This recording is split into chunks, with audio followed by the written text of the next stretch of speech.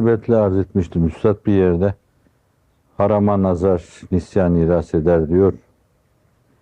İmam Şafii'nin de bir şiirini vekiye şikayetiyle alakalı bir şiirini söylüyor zannediyorum. Fakat o İmam Şafii'nin divanında var.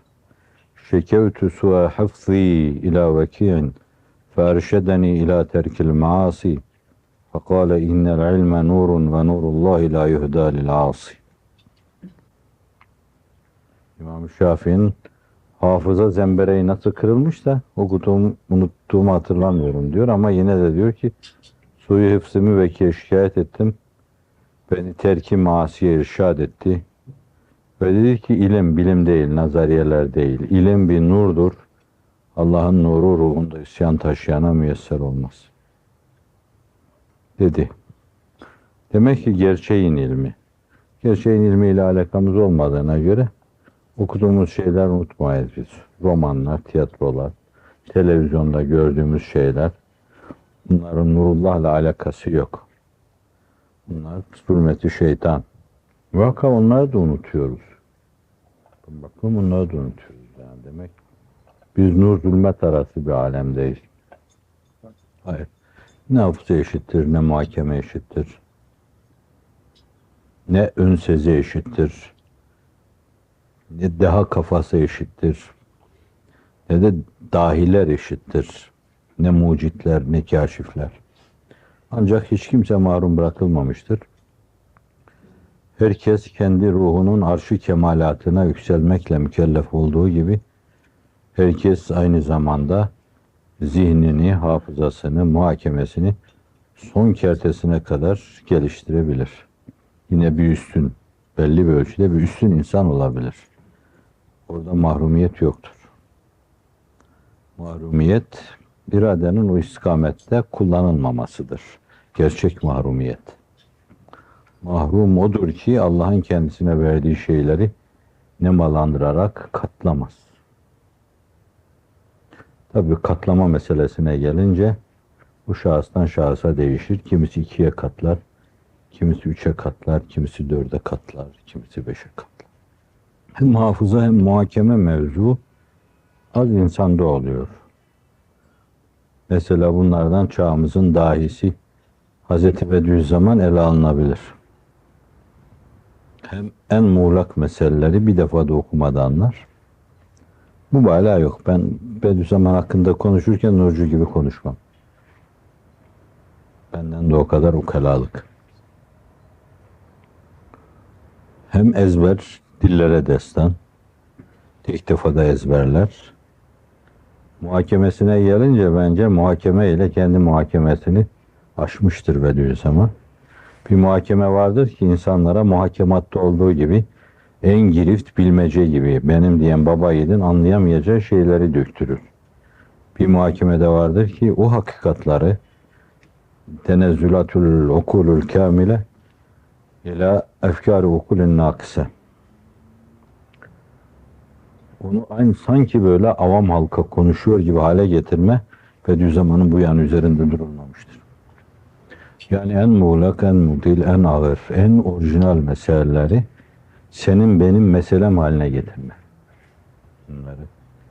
Ve bu Bediüzzaman'ın zihninin, hafızasının, muhakemesinin katlanmış olması. Fakat Allah ona öyle bir irade vermiş ki bunları katlayabildiğince katlamış yani. Evet, bu bir vazife, misyon. Öyle icap ediyormuş, öyle vermiş, öyle yaratmış. Herkes olmaz. Mesela ben çok engin muhakeme insanları tanırım. Hafızaları zayıftır. Bir şey ezberletemezsiniz onlara. Zorlanmışımdır çok, yani talebeliklerinde de talebe olanlar olmuştur. Çok zorlanmışımdır. Bazen hafızası çok kuvvetli, onun da muhakemesi kıt bakarsınız. O tür hoş geldiniz. O tür böyle Kur'an-ı Kerim'i ezberleyen insana aptal denir mi? Tabi Kur'an'a saygısızlık olur. Çünkü üstadımız sadece hafız demeyi bile tecviz etmiyor. Önhas Hafız Efendi'nin yani bir yönüyle Cenab-ı Hakk'ın isimlerinden bir isim olması itibariyle bir tefrik sıfatı mı? Nedir o yani? Allah hafızdır, bu Hafız Efendi. veya o hafızlık şerefiyle şereflendiğinden dolayı sıradan insanlar gibi bu ele alınamaz, öyle bakılamaz. Mülazasıyla denebilir. Oradaki ifade müfhem, mücmel. Her iki şeye de hamledilebilir. Fakat eğer caiz olsaydı yani Kur'an-ı Kerim'i ezberlemiş su gibi dünya kadar aptal adam vardır. Aynen öyle hadis-i şerifleri ezberlemiş bir sürü aptal insanlar vardır. Hiç muhakemesi yoktur. O zahiriler arasında dünya kadar böyle hadisi ezberlemiş aptallar vardır. Akıllar hiçbir şey ermez. Ama Ebu Hanife gibi Kur'an'ı iyi bilen, bildiği kadar ne kadar hadis kendisine iltikal etmişse onlar da çok iyi bilen, aynı zamanda hafızasını, kafasını hukukta geliştirmiş bir hukukşinas gibi meseleleri 50 şekilde yorumlayabilir. Öyle manevra kabiliyeti çok yüksek bir muhakemeye sahiptir. En daracık yerlerde bile bir şehrahta hareket ediyor gibi çok rahat hareket eder. Ebu Hanife, İmam Gazali, Fahruddin Razi. İlmiyle amil olmadaki sır, ilmiyle amil olmadaki sır. Bir hadis-i şerifte bildiriliyor yani bir kere ilmiyle amel eden insan ciddi bir insandır. Zannediyorum işte o masiyete de açık olmaz yani. Masiyete açık olmamayla ilmiyle amel arasında telazüm vardır. Zaten onlardan bir tanesi bazen hükme menat budur diye zikredilmez, bazen zikredilir orada. Burada harfi talil getirilmeden zikredilmiş. Fe innel ilme nurun ve nurullahi la yuhtal ilâsi diyor yani. Demek ki sen elin ayağına, gözüne, kulağına, diline, dudağına dikkat edersen hiç haram işlemeyeceksin. Öyleyse bir yönüyle kendi inanç dünyan, düşünce dünyan, muhakeme dünyanın dışında da değişik şeylere kapalısın demektir. Öyleyse teksifi zihin var.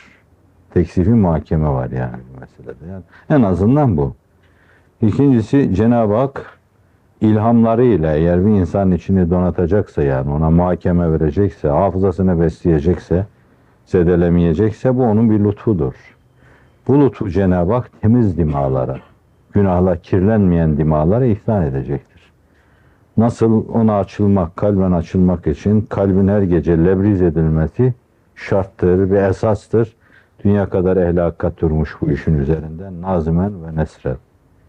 Aynen öyle de dimağın bir kısım hafızaya müteallik meselelerde varidata masariyeti için onun tertemiz, bak anadan doğma fıtri şeyini koruması lazım.